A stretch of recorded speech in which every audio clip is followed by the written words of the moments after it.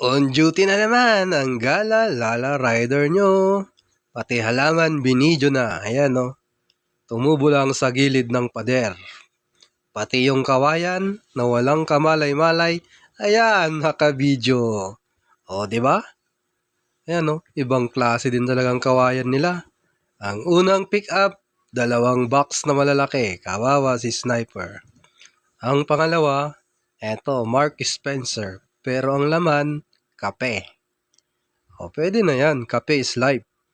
At ang pangatlo, clear film. Mabigat yan. Kaso, mas mabigat itong isa.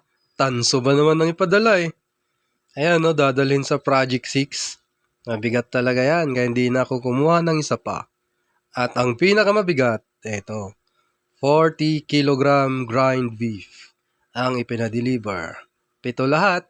Ang araw nito.